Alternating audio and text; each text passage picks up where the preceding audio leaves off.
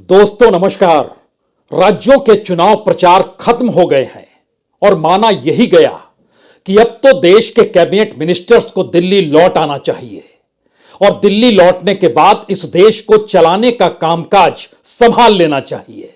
राज्यों के चुनाव महत्वपूर्ण तो थे, लेकिन क्या चुनाव के बाद के चुनाव को लेकर अभी से तैयारी कर ली जाए, कमर कस ली जाए?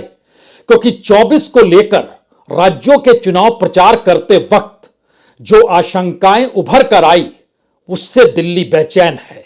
सही मायने में कहें तो मोदी और शाह बेचैन हैं, उनके भीतर घबराहट है। यह घबराहट राज्यों के चुनाव परिणाम से कहीं आगे इस बात को लेकर है कि जिन बातों का जिक्र राज्य के चुनाव प्रचार में वो लगातार घूम कर रहे थे, अगर उसका असर नहीं हुआ तो 2024 में गद्दी चली जाएगी। यानी जिस सत्ता के आश्रय इस देश को बीते 10 बरस से अपने अनुकूल बांधे रखा, जिस बातों का ऐलान कल्याणकारी योजनाओं के जरिए और लाभार्थियों की तादाद के जरिए करते चले गए, और केंद्र की योजनाओं के लिए तो देश की सेना से लेकर नौकरशाही तक को इस दौर में लगा दिया गया, लेकिन बावजूद इसके अब स्वयंसेवक भी काम पर लग जाएं और कार्यकर्ता भी काम पर लग जाएं।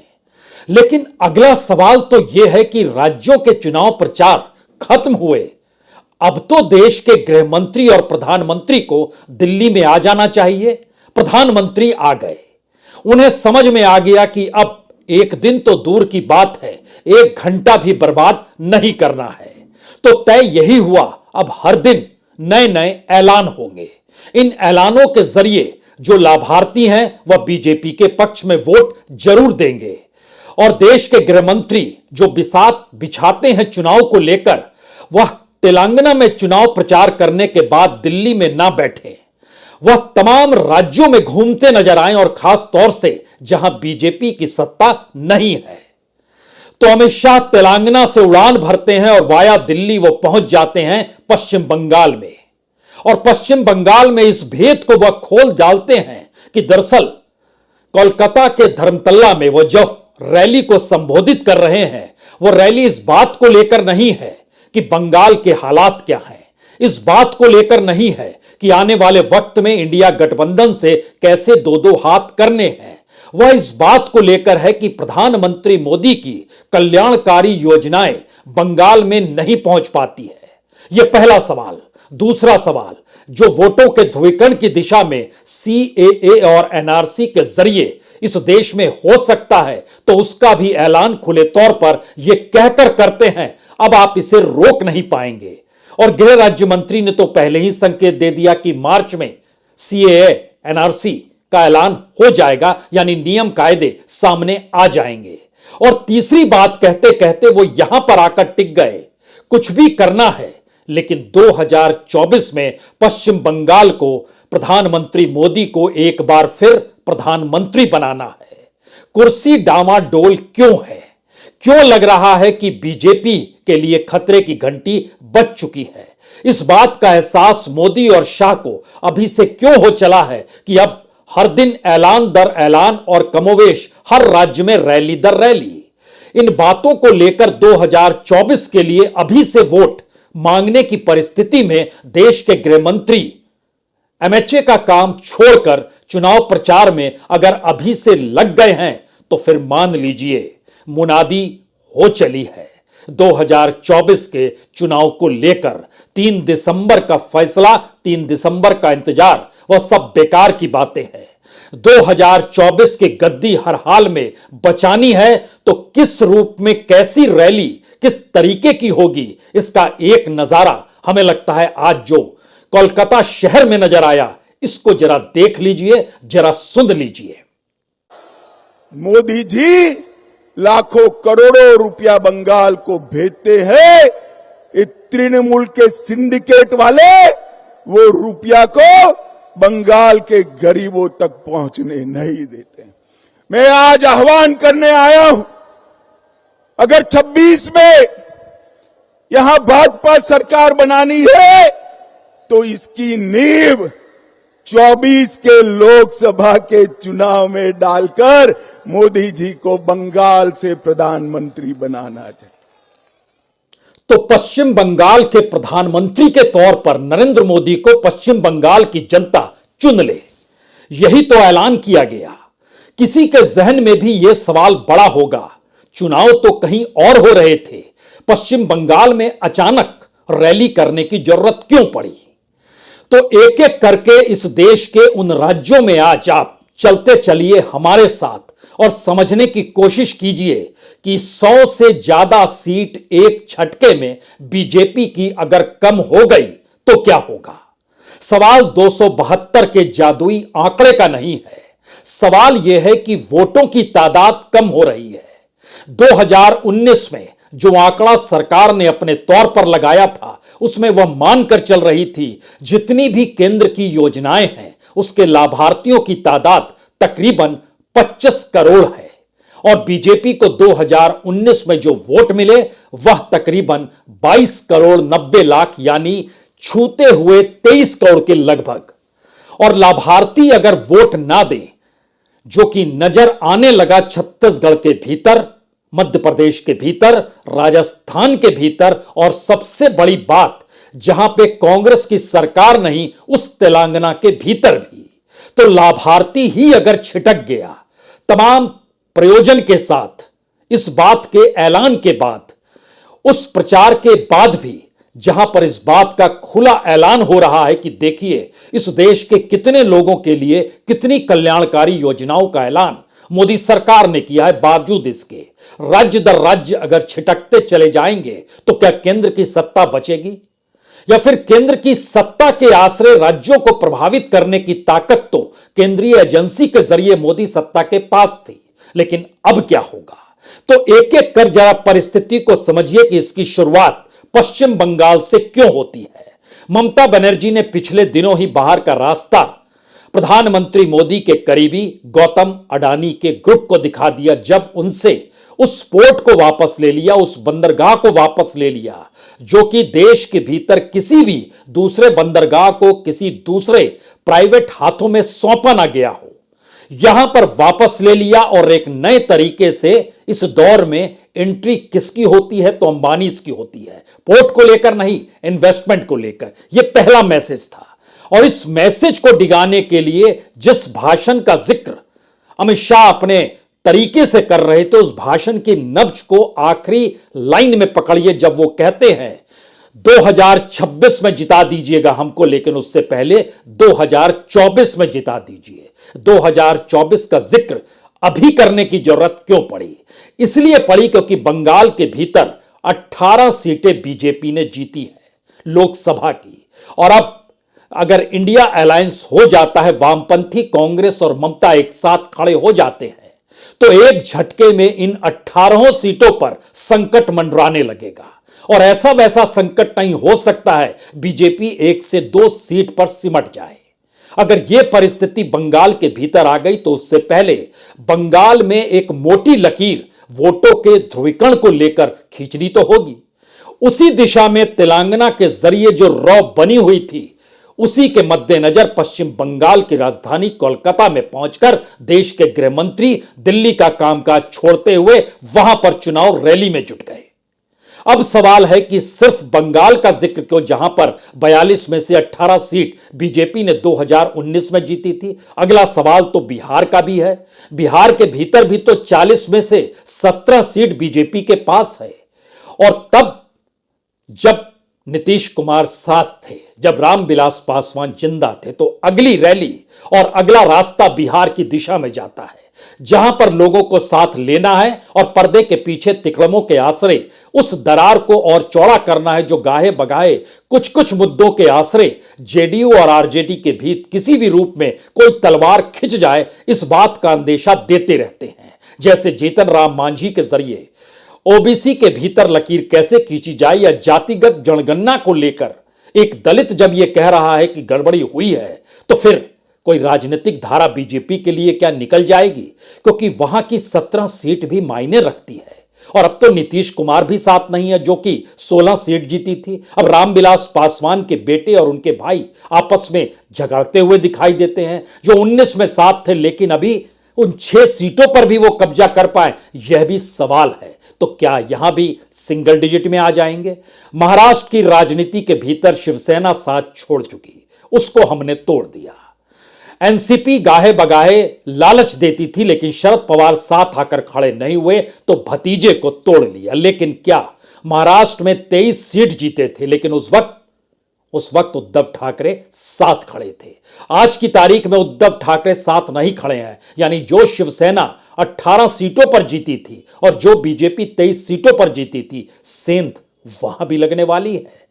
और क्या कार्बन कॉपी को ओरिजिनल माना जा सकता है? यह सवाल महाराष्ट्र की राजनीति में भी है। और यह भी सवाल है, वो कौन सा दिन होगा जब सुप्रीम कोर्ट फैसला देगा और अयोग्य एमएलएस को लेकर अगर रेड कार्ड दिखा देता है, तब क्या होगा? मुश्किल और होगी। तो तीसरा कदम महाराष्ट्र में रखा जाएगा, रैली वहां पर भी होगी। और यह सारी प्रक्रिया इंतजार नहीं कर रही है 3 दिसंबर को लेकर, यह तो एक एक कदम आगे बढ़ा रहा। और याद कीजिए, झारखंड के भीतर 14 में से 11 सीट बीजेपी ने जीती थी। और इस महीने के शुरू में, नवंबर के शुरू में प्रधानमंत्री क्यों पहुंचे झारखंड?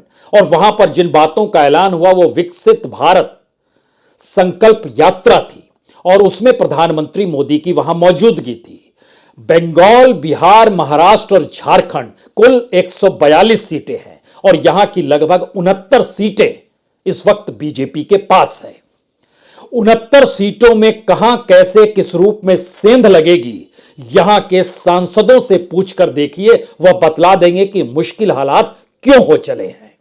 और इन मुश्किल हालातों के बीच जैसे ही आप अगला कदम तेलंगाना की दिशा में जाते हैं, वहां पर आपने, यानी बीजेपी ने सिर्फ 17 में से 4 सीटें ही जीती। लेकिन अब सवाल यह है कि अगर तेलंगाना की हवा यह बताने लगी कि कांग्रेस वहां सत्ता बना सकती है, तो बीजेपी की 4 सीट का संकट नहीं है, संकट तो बीआरएस की 9 सीटों का भी है।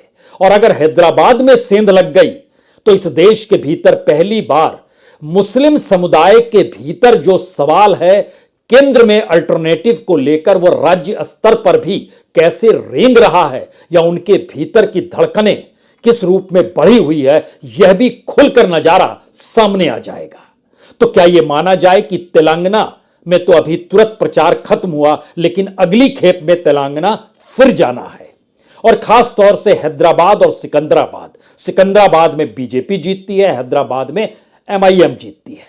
सवाल यह है कि वहां पर भी सीट अगर 4 से कम होती है, बीआरएस की सीटें कुछ कांग्रेस के पास लोकसभा में चली जाती है, तो आंकड़ा तो डगमगाने लगा। और अगला रास्ता इसके बाद कर्नाटक में जाता है। उसी कर्नाटक में जहां तमाम दांव हिंदुत्व के खेले गए, बजरंग बली के नाम पर बजरंग दल को लेकर खेला गया और जेडीएस को इस दौर में साथ ले लिया गया।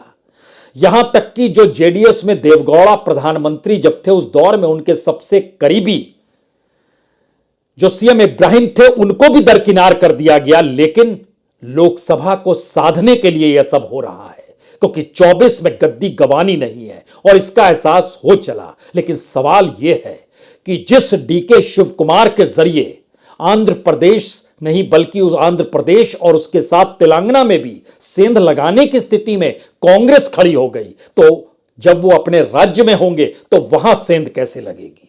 इसीलिए यह बड़ा सवाल हो चला है कि आखिर कर्नाटक में 28 में से 25 सीटें जीती थी, एक झटके में वो आधे से भी कम तो नहीं हो जाएगी?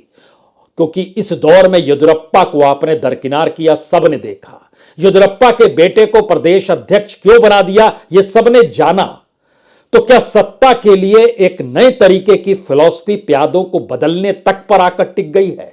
यह परिस्थिति क्या बीजेपी के भीतर हड़कंप मचा रही है? क्योंकि यह रास्ता कर्नाटक से निकलता है तो हो सकता है हिमाचल की दिशा में जाए। 4 में से 4 सीट तो बीजेपी के पास है, और हिमाचल में सरकार बन गई कांग्रेस की। तो क्या वहां क्या होगा?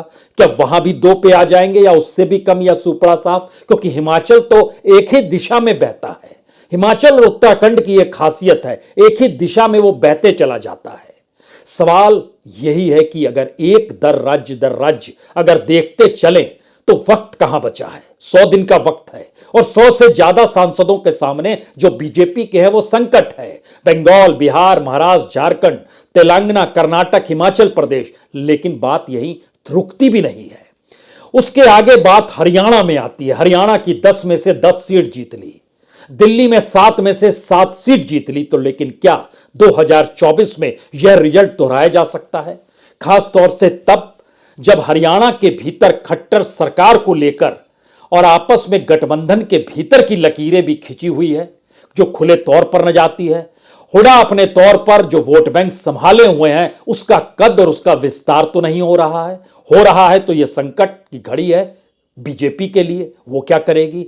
इन सवालों से आगे बढ़िएगा तो आपके सामने ये 3 राज्य जिनके चुनाव परिणाम जो हिंदी पट्टी के खास तौर पर हैं, वो राजस्थान, मध्य प्रदेश और छत्तीसगढ़। जरा कल्पना कीजिए क्या स्थिति है। इन 3 राज्यों में कुल 65 सीटें हैं। इन 65 में से 61 सीट, 61 सीट बीजेपी के पास है। लेकिन सत्ता अगर पलटती है वहां पर तो फिर क्या होगा? और खास तौर से यह भी समझना होगा, राजस्थान में जब वसुंधरा राजे सिंधिया थी, उस वक्त सभी सीट बीजेपी लोकसभा की जीत गई। उसके बाद वसुंधरा राजे को दरकिनार और हाशिए पर ढकेलने का काम दिल्ली की सत्ता ने किया। तो क्या पहली बार इन तमाम परिस्थितियों को देखते समझते हुए बीजेपी के भीतर भी और उनके कद्दावर छत्रपों के बीच बहुत सारे सवाल हैं? सवाल तो हैं और इन सवालों का कोई जवाब किसी के पास नहीं है। इसीलिए अगर आप सीट दर सीट देखें तो गैर बीजेपी शासित राज्यों की 191 में से 191 जिनका नाम हमने लिया, उसमें से 102 सीट, इन 102 सीटों में से लगभग 70 सीटों पर सांसद हिले हुए हैं। और इसके बाद हरियाणा और दिल्ली, जहां की 17 में से 17 सीट जो इस वक्त बीजेपी के पास है, उसमें से लगभग 9 सांसद हिले हुए हैं। उसके बाद कितने हिलेंगे नहीं कह सकते हैं कोई। और जैसे ही आप राजस्थान, मध्य प्रदेश, छत्तीसगढ़ के 61 बीजेपी सांसदों के दायरे में आते हैं तो यह आंकड़ा एक झटके में 35 सांसदों तक पहुंच जाता है। तो क्या यह माना जाए? एक झटके में 303 सीट जो बीजेपी के पास इस वक्त है, उसमें से अगर एक एक सीट को देखिएगा तो तकरीबन आपको 112 सीट कम करनी पड़ जाएगी। सिर्फ इन्हीं राज्यों का हमने जिक्र किया है। हम उत्तर प्रदेश नहीं गए, हम गुजरात नहीं गए, हम उन राज्यों में अभी नहीं गए जिन राज्यों में सीधे कांग्रेस और बीजेपी टकराती है। उन राज्यों को भी नहीं छुआ जहां पर उड़ीसा में नवीन पटनायक की मौजूदगी है, या जगन रेड्डी की मौजूदगी, या फिर स्टालिन की मौजूदगी तमिलनाडु में और जगन रेड्डी आंध्र प्रदेश में है। हम केरल को भी हमने नहीं छुआ जहां एलडीएफ और यूडीएफ की लड़ाई होती है। लेकिन बीजेपी अपने हक को कहीं ज्यादा दूरदृष्टि से देखती है कि नहीं नहीं, हमारी मौजूदगी है यहां पर। उन तमाम चीजों को छोड़ दीजिए, पूरा नॉर्थ ईस्ट छोड़ दिया हमने, यहां तक कि असम भी छोड़ दिया। अब इस परिस्थिति में सोचिए कि एक झटके में 112 सीट, उसको 100 ही सीट अगर मानिएगा तो भी आप 303 से एक झटके में 203 पर आकर खड़े हो गए, जो और कम होगी। तो क्या इस बात का एहसास पहली बार हो चला है? और यह एहसास है क्योंकि इसीलिए आज अगर कोलकाता के धर्मतल्ला में आपको देश के गृहमंत्री अमित शाह नजर आए तो आज ही अपने घर पर प्रधानमंत्री ने कैबिनेट की बैठक बुलाई और उस कैबिनेट की बैठक में मोहर पहला काम उन्होंने यही किया कि 5 किलो मुफ्त अनाज जो गरीब कल्याण योजना के तहत बांटा जा रहा है वह 2028 तक बांटेंगे।